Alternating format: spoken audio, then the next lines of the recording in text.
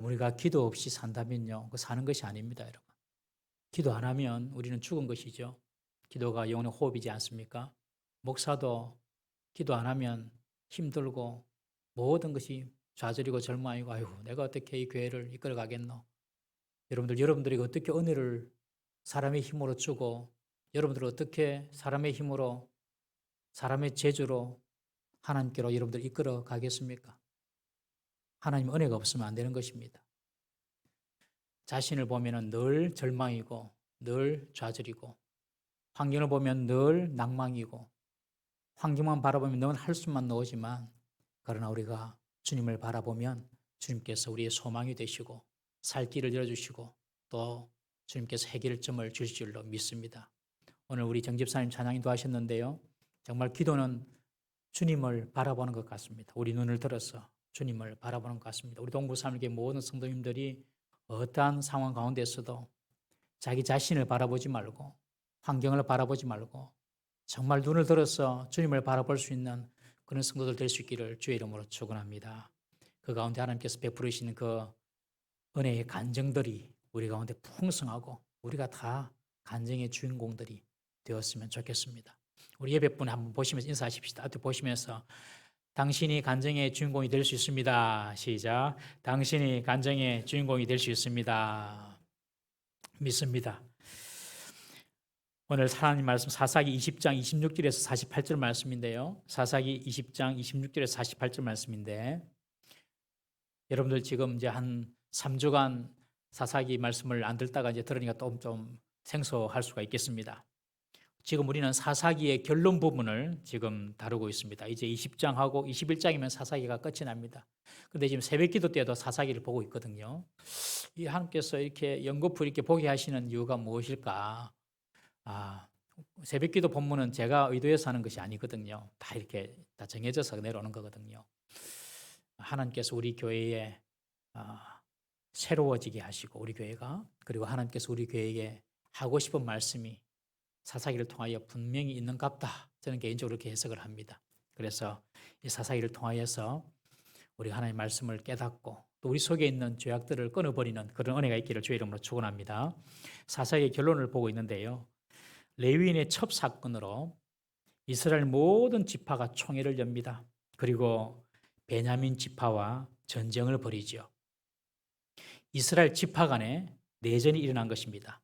이스라엘 연합군은 40만 명의 군사가 있었고 베냐민 지파는 2만 6,700명의 군사가 있었습니다. 누가 보더라도 4만 명과 3만 명도 안 되는 2만 6,700명과 전투는 금방 끝날 것 같이 보였습니다. 그러나 이변이 일어났습니다. 40만 명이나 되는 그 이스라엘 연합 군대가 베냐민 지파와의 전투에서 2번이나 패배하고 만 것입니다. 이것이 앞에서 우리가 살펴본 부분입니다. 이스라엘 연합군들은 베냐민과의 전투를 임할 때에 하나님께 제대로 묻지를 못했습니다.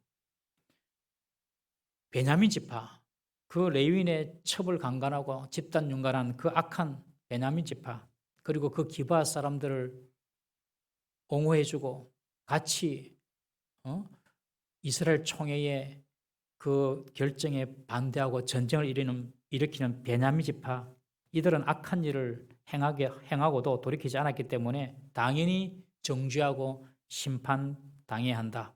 이스라엘 총회에서 그렇게 결정을 했습니다. 그리고 전쟁하기로 이미 총회에서 다 결정을 했습니다. 그리고 나서 전쟁 나가면서 하나님 누가 먼저 올라갈까요? 올라가도 되지요. 이런 식으로 하나님께 물은 것이죠.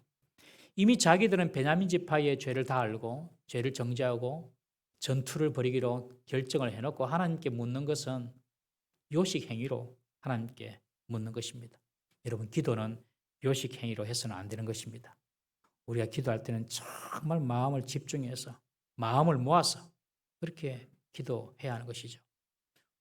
식사 앞에서도 감사 기도할 때도 그냥 대충 하는 그런 형식적인 그런 기도 아닙니다. 진실로 하나님께 감사하는 마음으로 우리가 교회에서 기도하고 또 예배를 통하여서 기도할 때에도 어떤 형식적인 기도가 아니라 정말 마음을 담아서 하나님께 드리는 그런 기도를 해야 할 줄로 믿습니다.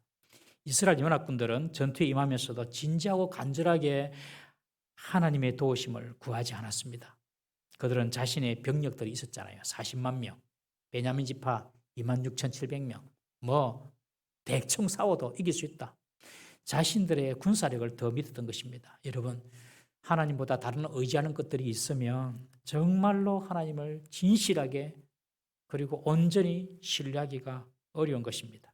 그래서 이스라엘 총회는 스스로 베냐민 지파의 행위에 대해서 재판관이 되어서 하나님께 여쭙지도 않고 저 베냐민 지파는 당연히 심판받아 마땅하다 생각하라고 전투를 시작했던 것입니다. 그러나 하나님 이것을 원치 않으셨습니다. 여러분, 징계나 심판은 하나님의 주권이며 하나님의 방법, 하나님의 뜻에 따라서 그것도 이루어져야 하는 것이죠. 그래서 결국 이스라엘은 두 번의 전투를 치렀지만 모두 패하고 맙니다. 베냐민 지파가 이긴 것입니다. 그런데 이제 마지막 세 번째 전투를 임하게 되었는데 이 세 번째 전투는 달랐습니다. 두 번의 패전을 통해서 자신을 돌아본 것입니다. 자신들이 왜 졌는가? 한 번도 아니고 두 번이나 연거푸 지니까 돌아본 것이죠. 그래서 하나님 뜻을 깨달았습니다. 10배가 넘는 전투력을 가지고 두 번 연거푸 전투에서 패하니까 이스라엘 연합군의 마음가짐과 생각이 달라졌습니다. 우리 저번에 한번 보았던 말씀인데 다시 한번 보겠습니다. 26절에서 28절 말씀 한번 읽어보겠습니다. 26절에서 28절 시작. 온 이스라엘 자손 모든 백성이 올라가 베델에 이르러 울며 거기서 여호와 앞에 앉아서 그날이 저물도록 금식하고 번제와 화목제를 여호와 앞에 드리고 이스라엘 자손이 여호와께 물으니라. 그때에는 하나님의 언약궤가 거기 있고 아론의 손자 엘르아살의 아들 비누아스가 그 앞에 모시고 섰더라. 이스라엘 자손들이 여쭈기를 우리가 다시 나아가 내 형제 베냐민 자손과 싸우리까 말리까 하니 여호와께서 이르시되 올라가라. 내일은 내가 그를 내 손에 넘겨주리라 하시는지라. 이번에는 이스라엘 총회 군대가 전투하기 전에 온 이스라엘 백성들이 다 올라갑니다. 여호와의 언약궤가 있는 그 베델로 다 올라갑니다. 베델이 좀 높은 지역에 있었습니다. 위치적으로도 베델로 다 올라갑니다. 이전에는 일부만 올라갔거든요. 그런데 이번에는 다 올라갑니다. 다 올라가면서 여쭙니다. 하나님, 우리가 정말 싸워야 됩니까? 말아야 됩니까? 이 베냐민 지파와. 그렇게 전체가 올라가서 하나님께 여쭐 뿐만 아니라 오늘 본문에 보면 목 놓아 울었습니다. 눈물로 기도했습니다. 눈물로 펑펑 울면서 어찌 된 겁니까 하나님? 우리가 두 번이나 패하다니요. 정말로 이거 싸워야 되는 전투입니까? 하면서 눈물로 하나님께 울었습니다. 그리고 여호와 앞에 앉아서 날이 저물도록 금식하면서 기도합니다. 금식을 했다는 것은 곡기를 끊는 것인데 목숨을 걸고 하나님께만 절대적으로 의지했다는 뜻 아닙니까? 목숨을 걸고 기도했다는 것이죠. 펑펑 울면서. 여러분, 일이 안 되고 자꾸 실패할 때는 하나님 앞에 와서 울어야 될 줄로 믿습니다. 정말 우리가 울면서 기도를 좀 했으면 좋겠습니다. 울면서. 회개의 눈물도 좋고요. 자신의 죄를 보고 회개의 눈물도 좋고 또 간절하게 하나님께 구하는 그런 눈물의 기도가 우리에게 있어야 할 줄로 믿습니다. 그것도 아니면 서러움의 눈물, 안타까움의 눈물, 후회의 눈물도 저는 좋다고 생각합니다. 자기 연민의 눈물. 거의 목사님들이 설교할 때에 자기 연민의 눈물은 바른 기도가 아니다. 그렇게 가르치더라고요. 저는 생각이 좀 다릅니다. 그것마저도 하나님은 우리를 긍휼히 여기신다고 저는 믿습니다. 자기 연민의 눈물도 괜찮습니다. 저는 사사기에 보면 이스라엘 백성들이 뭐 제대로 회개한 적이 있습니까? 우리가 사사기에 쭉 보았지만 계속해서 이스라엘 백성들이 하나님께 범죄했을 때에 이방 민족을 통하여서 고통받게 하시고 압제받으니까 그 고통이 싫고 그리고 그 압제가 무서워서 하나님께 부르짖은 거 아닙니까? 그걸 하나님 구해놓으면 또 범죄하고 또 회개하고 완전한 회개인가요? 완전한 회개 아닙니다. 그냥 뭐 아프니까 회개한 것입니다. 아프니까 하나님께 부르짖은 것입니다. 그런데도 하나님은 그런 부르짖음도 들으시고 사사를 보내셔서 구원했지 않습니까, 여러분? 사사기에는 계속해서 살만하면 반역하는, 하나님을 배신하는 그 인간의 간사함과 악함도 있지만, 그럼에도 불구하고 인간이 간사하고 악하고 배신할 줄을 하나님께서 아시지만, 그럼에도 불구하고 다시 용서해 주시고 다시 기회를 주시는 그 하나님의 헤세드, 변함없는 신실한 그 사랑, 여러분, 그 사랑을 우리가 볼 줄 알아야 될 줄로 믿습니다. 이들이 기도한 그 기도가 정말 참회의 눈물이고 자기의 죄를 회개하는 그런 눈물일 수도 있지만, 우리가 두 번이나 이 지단이 말이 됩니까 하면서 억울한 눈물도 될 수도 있어요. 저는 그런 눈물도 하나님께 좋다고 생각합니다. 여러분, 너무 하나님을 완벽하게 믿으려고 하지 마십시오. 이상하게 들릴지 모르겠지만 너무 하나님을 잘 믿으려고 하지 마십시오. 내가 하나님을 완벽하게, 그리고 하나님을 잘 믿는다고 생각할수록 괜히 다른 사람을 더 정죄하고 다른 사람을 더 이렇게 무시하고, 그러면 하나님을 제대로 믿는 것 아닙니다. 그거는 절대로 그것은 하나님을 제대로 믿는 것이 아닙니다. 그리고 우리가 이 땅에 살면서 하나님을 완벽하게 믿는 그 자체가 여러분 불가능한 것입니다. 기도도 너무 완전하게 하려고 하지 마십시오. 우리는 기도 완벽하게 못합니다. 그냥 내 모습 그대로, 내 죄인되고 내 미숙하고 내 세속적이고 내 아픈 거 그냥 그거 가지고 그대로 가서 하나님 도와주세요, 살려주세요, 불쌍히 여겨주세요. 여러분, 그렇게 기도하는 것입니다.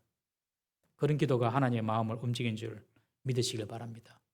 어떤 분들은 작은 거, 아픈 거 있는데 뭐 이런 것도 뭐 기도해야 되나요? 그냥 치료하면 되는데, 병에 걸리면 당연히 아픈 거니까 그냥 치료하면서 뭐 그냥 견디면 되지, 이런 것도 하나님께 기도해야 되나요? 이렇게 물으시는 분도 계세요. 어떤 분들은 내가 돈을 좀 많이 벌고 싶은데 돈 좀 많이 벌게 해달라고 그런 기도도 드려야 되나요? 그렇게 질문하신 분도 계시고요. 우리 다니엘 목장의 한 성도님이 그래 질문을 해요. 주식을 샀는데 주식이 자꾸 떨어집니다. 주식 좀 올라가도록 좀 기도해도 됩니까? 근데 이런 기도를 해도 되나요? 그렇게 질문하셨어요. 여러분, 우리 신앙생활, 우리 기도 너무 완벽하게 하지 마십시오. 당연히 기도해야 됩니다, 여러분. 그런 것들도 우리가 너무 완벽하게 뭘 해보려고 그러니까 아예 기도를 안 합니다.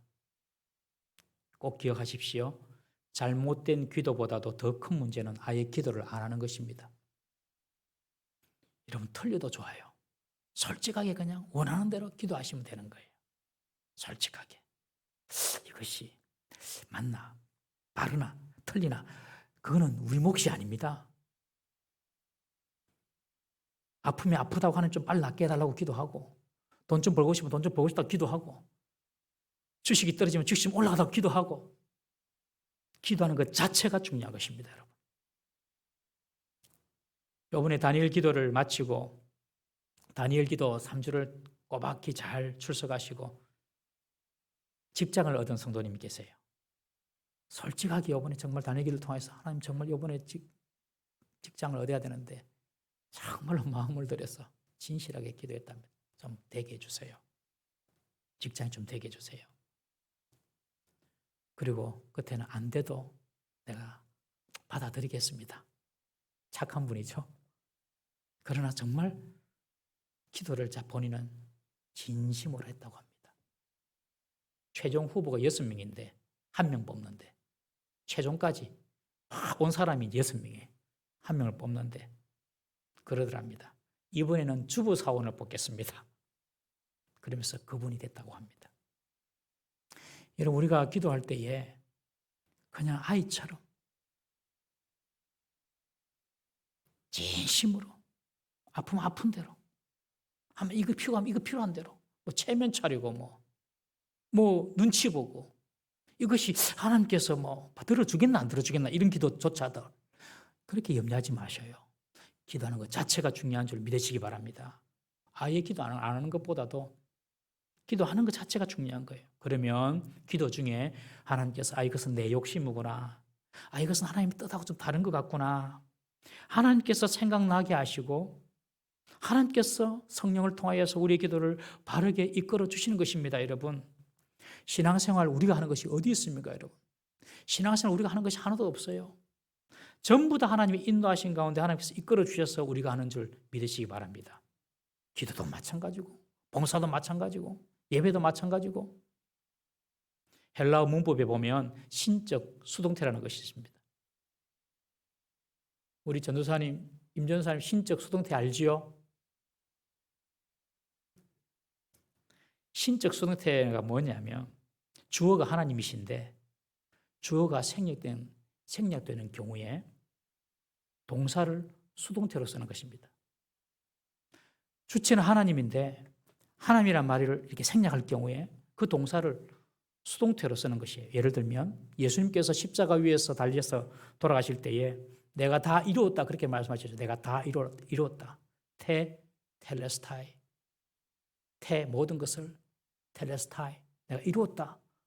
그런데 한글 번역에 보면 내가 다 이루었다 그러니 예수님 다 이룬 것처럼 그렇게 보여지잖아요. 그런데 이게 텔레스타이가 수동태입니다. 수동태. 영어로 보면 바로 나오는데 It is finished. 그래서 그것이 완성되어졌다 이 말입니다. 그러니 원문에 가깝게 해석을 하면 하나님께서 이 일이 이루어지도록 되게 하셨다 이 말이 텔레스타이. 예수님이 십자가 돌아가시면서 내가 다 이뤘다 그런 말씀하신 것도 아니고 하나님께서 이 일이 다 이루어지도록 되게 하셨다 하는 것입니다. 이것이 신적인 수동태입니다. 여러분 우리가 신앙생활 하는 거라고 생각하면 절대 착각입니다. 하나님이 되게 하시고 하나님이 하게 하시는 것입니다. 세상은 하면 된다 그렇게 말하죠. 그렇지만 성도는 하면 되어진다 그렇게 말하는 사람입니다. 기도하면 된다라고 말하는 것이 아니라 성도는 기도하면 되어진다라고 말하는 사람입니다. 순종하면 되어진다. 사랑하면 되어진다. 모든 것이 그 주체는 하나님이신 것입니다. 그러므로 기도를 완벽하게 하고 하나님을 완벽하게 섬기려고 하지 마시고 그냥 하면 되는 것입니다. 잘못된 기도라도 하나님께서 이렇게 우리를 이끌어 주셔서 바른 기도로 하시는 거죠. 우리 동구 사람교회가 제가 보니 전통이 있어요. 우리 교회 전통은 새벽에 기도하시는 분이 참 많아요. 우리 교세에 비해서 코로나 와가지고 조금 주춤하긴 했는데 저는 다시 우리 교회 이런 기도의 부흥이 일어날 줄 믿고 또 기대하고 그때 하나님께서 역사하실 줄로 믿습니다. 지금 방송 보고 계시는 분들 다시 기도의 자리에 다 나오시기를 바랍니다. 그러면 우리의 인생을 하나님께서 되어지게 하실 것입니다. 두 번의 전투에 패배한 이스라엘 연합군들은요 금식하고 울면서 자기 연민에 빠진 눈물이든지 원통한 눈물이든지 회개의 눈물이든지 어쨌든 간에 하나님 앞에서 울면서 번제와 화목제를 하나님께 드리고 하나님께 다시 이번에는 세 번째는 완전히 처음부터 다시 시작합니다. 하나님께 묻습니다. 하나님 우리가 다시 나아가 내 형제 베냐민 자손과 싸우리까 말리까 진심으로 묻는 거예요. 이전에도 묻긴 물었습니다. 그런데 이전에 물을 때에는 이미 전투할 준비 다 차려놓고 전열 다 갖추고 하나님 싸울까요 말까요 그랬어요. 지금 근데 세 번째는 지금 전열 안 갖추었습니다. 먼저 다 올라가서 지금 하나님 앞에 진심으로 지금 묻는 것입니다. 하나님 진짜 세 번째 전투인데 이 중요한 전투인데 싸워야 됩니까? 싸우지 말아야 됩니까? 전열을 갖추기 전에 먼저 기도하는 것입니다. 여러분 싸우기 전에 먼저 기도하는 것입니다. 어떤 일을 하기 전에 먼저 기도하는 것입니다. 그러니 비로소 하나님께서 말씀하십니다. 올라가라. 내일은 내가 그를 내 손에 넘겨주리라. 지금까지 두 번에 하나님께 여쭈어서 하나님 올라갈까요? 두 번에 물었을 때는 이미 자기가 싸울 준비 다 하고 물었거든요. 그때 하나님께서 뭐라고 하셨습니까? 그냥 올라가라 이랬습니다. 그런데 이번에는 하나님께서 약속을 주셨습니다. 올라가라. 내가 그를 내 손에 넘겨주리라. 이번에는 너희들이 승리하게 될 것이다. 약속을 주셨습니다. 여러분 무슨 일인지 성도가 행해야 될 가장 첫 번째 행동은 하나님의 뜻을 진심으로 묻는 것입니다. 우리가 어떤 일을 결정하고 행동할 때에 하나님의 뜻을 진정으로 묻는 시간이 행동하는 시간보다 먼저 되어야 합니다. 하나님의 뜻을 묻는 시간은 낭비하는 시간이 아닙니다. 하나님께 물어 하나님 뜻대로 하는 것이 제일 안전하고 그리고 제일 바른 길인 줄 믿으시기를 바랍니다. 하나님께 먼저 싸울 전투 행렬을 먼저 갖추기 전에 이번에는 먼저 하나님께 물었습니다. 하나님께서 승리의 약속을 주셨습니다. 기도하면 하나님이 반드시 약속을 주십니다. 믿으십니까? 기도하면 약속을 받으세요. 근데 약속이 없으면요, 약속이 올 때까지 기도해야 됩니다. 약속을 하나님께 주세요. 말씀으로 주시든지 말씀을 기억나게 해주시든지 아니면 어떤 마음의 감동을 주시든지 어떤 확신을 주시든지 평안을 주시든지 반드시 하나님 약속을 주십니다. 그리고 기도할 때에 방법까지도 가르쳐 주십니다. 우리 29절 말씀 한번 읽어보겠습니다. 29절 시작.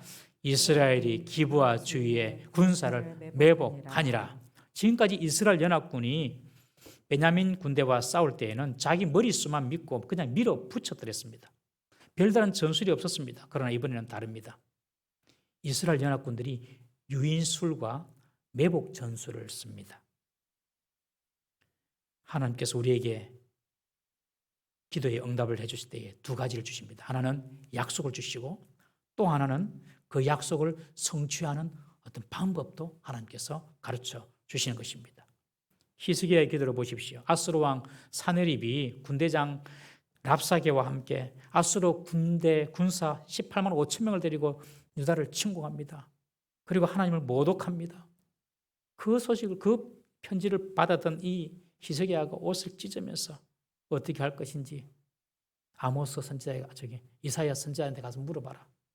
이사야가 이렇게 말합니다. 너희는 너희 주에게 이렇게 말하라. 왕에게 이렇게 말하는 거예요. 여호와의 말씀이 너는 아수르 왕의 신복에게 들은 바 나를 모욕하는 말 때문에 두려워하지 말라. 내가 한 영을 그 속에 두어 그로 소문을 듣고 그의 본국으로 돌아가게 하고 또 그의 본국에서 그에게 칼에 죽게 하리라 하셨느니라. 하루아침에 18만 5천명이 죽습니다.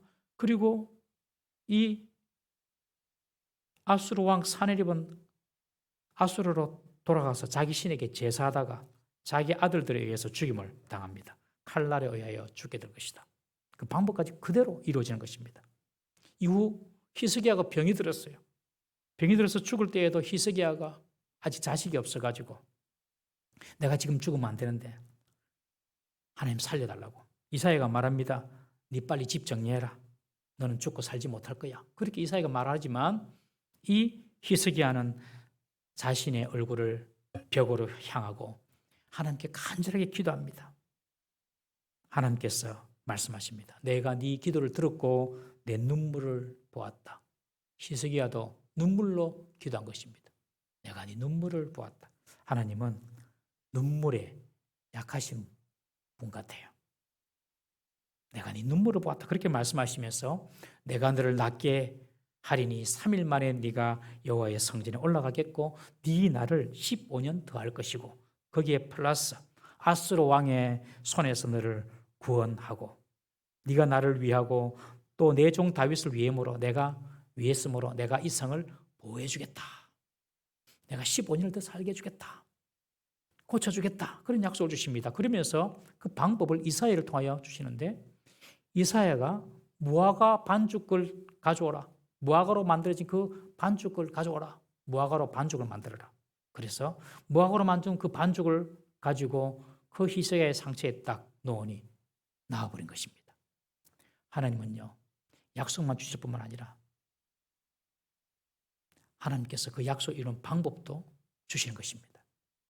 이 이스라엘 총회가 전투하기 전에 전열을 가다듬기 전에 먼저 하나님께 간절하게 기도하니 하나님께서 이번에는 매복술이다. 마치 이스라엘 출애굽한 이스라엘이 아이성을 점령할 때 그 매복한 것처럼 베냐민 지파와의 전투에서 군인들을 매복시키는 전술을 하나님께서 가르쳐 주십니다. 그래서 이스라엘 군대는 기브아 둘레에, 기브아 거민들이 있는 그 둘레에 군인들을 매복시킵니다. 그래서 베냐민 지파 사람들을 성 밖으로 유인한 후에 성으로 들어가서 그 성을 차지하고 베냐민 군대의 후미를 칠 그런 계획을 가진 것입니다. 우리 30절에서 33절까지 말씀 함께 읽어보겠습니다. 30절, 33절 시작. 이스라엘 자손이 셋째 날에 베냐민 자손을 치러 올라가서 전과 같이 기브아에서 맞서 전열을 갖추매 베냐민 자손이 나와서 백성을 맞더니 꾀임에 빠져 성읍을 떠났더라.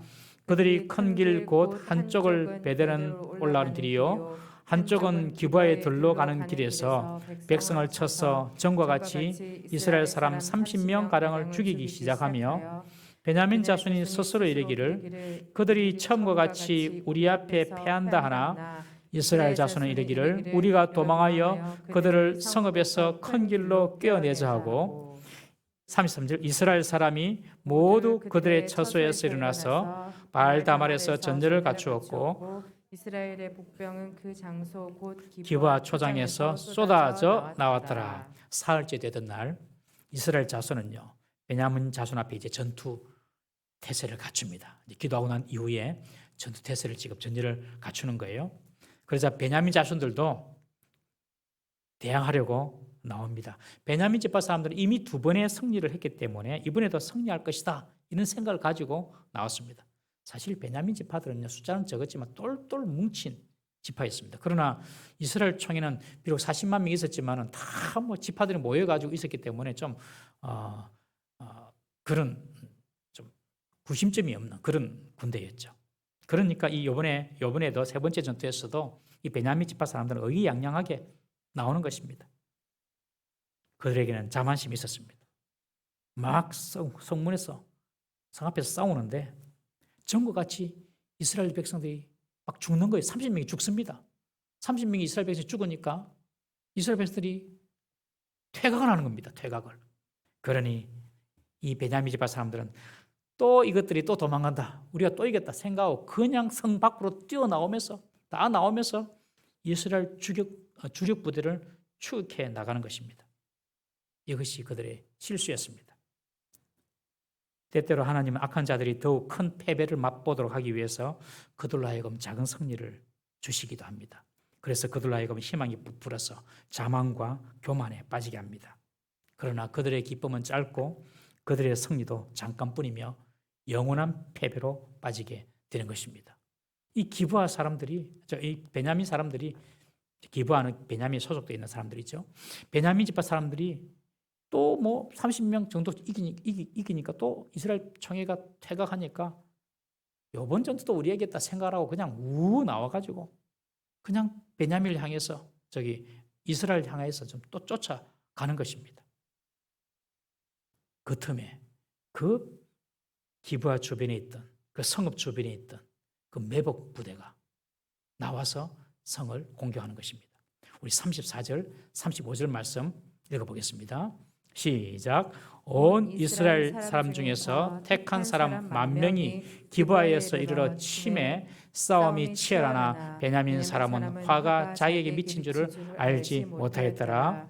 여호와께서 이스라엘 앞에서 베냐민을 치심에 당일에 이스라엘 자손이 베냐민 사람 25,100명을 죽였으니 다 칼을 빼는 자였더라. 이 매복된 사람들이 나와가지고 기브아 사람들을 치고 또 앞서가던 주력 부대가 다시 돌이켜서 베냐민 지파를 치게 되는 것입니다. 그러니 그날 25,000명이 죽습니다.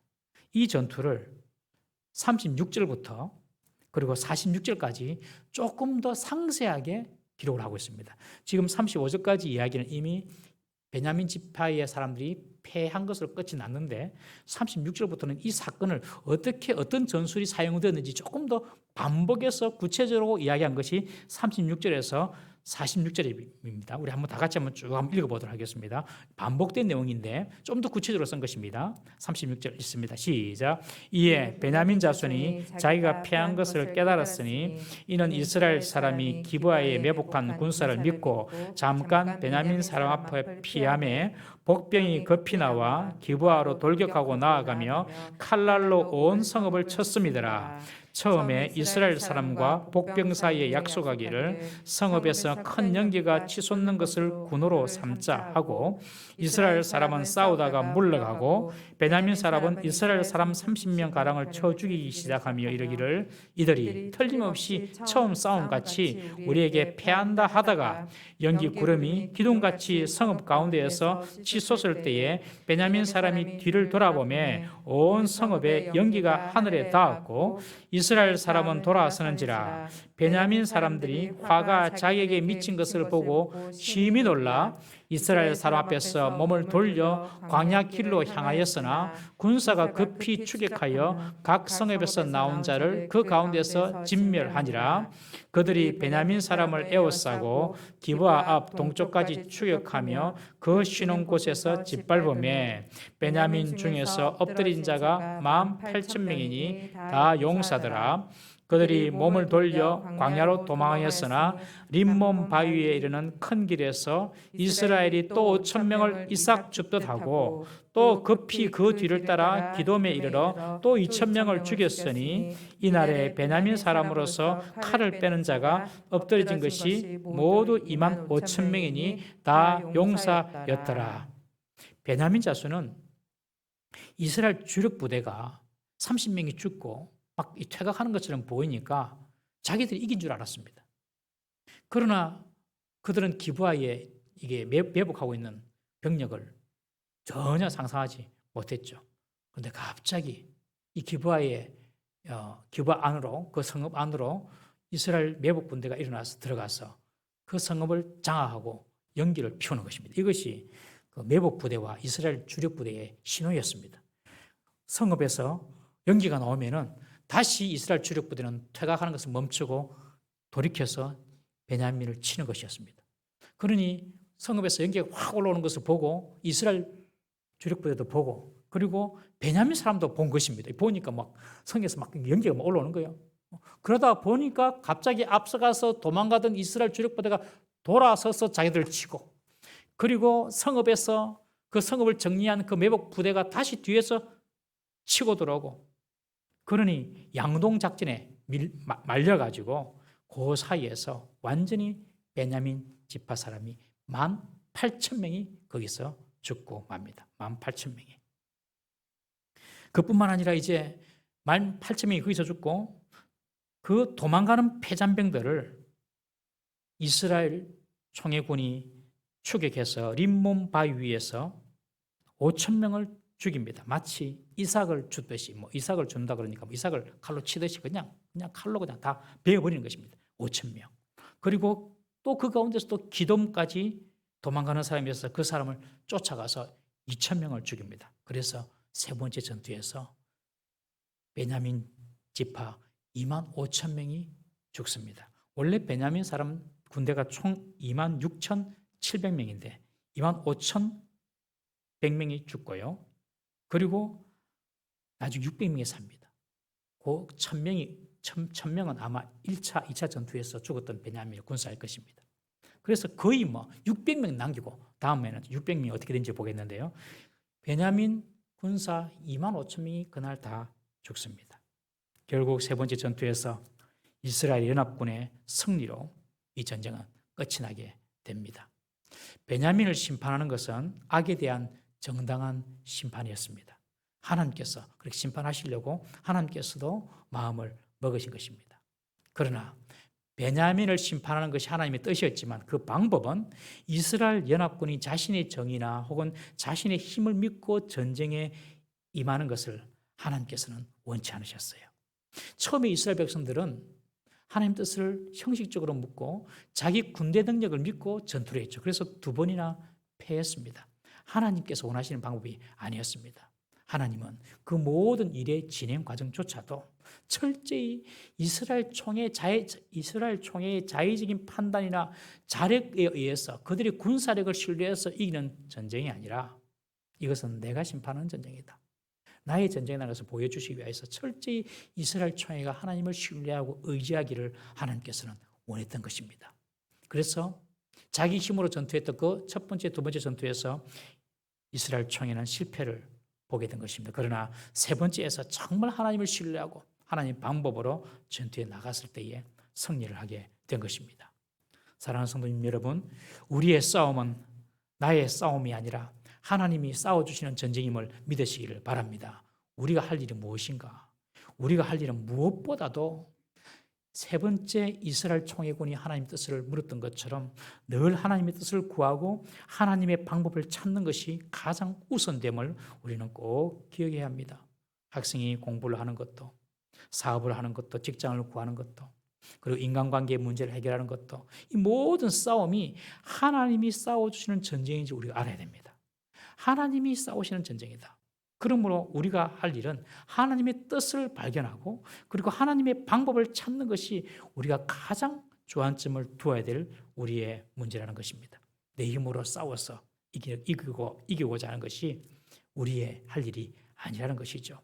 그러나 오늘날 얼마나 우리의 삶을 돌아보면 내가 싸우려고 합니까? 내가 싸우려고 하죠. 내 힘으로, 내가 가진 지혜로, 내가 가진 어떤 경험으로, 내가 가진 어떤 능력으로 문제를 해결해 보려고 하지 않습니까, 여러분? 저와 여러분들은 먼저 하나님을 찾는 것이 우리의 본분임을 기억하시기를 바랍니다. 그러면 질 것 같이 보이는 싸움에서도 하나님께서 이기게 해주실 것이고 실패 같은 일도 성공으로 하나님께서 이끌어 주실 것입니다.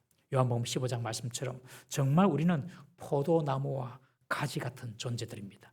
하나님께 우리가 꼭 붙어 있기만 하면 우리를 통하여서 열매가 맺히게 됨을 믿으시기를 바랍니다. 우리가 하나님께 꼭 붙어 있을 때에 하나님께서 약속도 주시고 방법도 가르쳐 주시는 것입니다. 그러므로 우리가 그 무엇보다도 먼저 구해야 될 것은 하나님의 뜻과 그리고 하나님께서 일하시는 방법이 무엇인지를 찾는 것입니다. 그때 하나님께서 우리를 대신해서 싸워주실 줄 믿으시기를 바랍니다. 저와 여러분들에게는 어떠한 싸움도 하나님께서 싸우실 하나님의 싸움인 줄 믿으시기 바랍니다. 저와 여러분들이 할 일은 가지가 포도나무에 붙어있는 것처럼 늘 주님께 붙어있는 것입니다. 주님의 뜻이 무엇입니까? 주님의 방법이 무엇입니까? 주님께서 어떻게 하시겠습니까? 나는 주님만 의지합니다. 내 힘, 내 군사력 이거 아닙니다. 나는 주님만 의지합니다.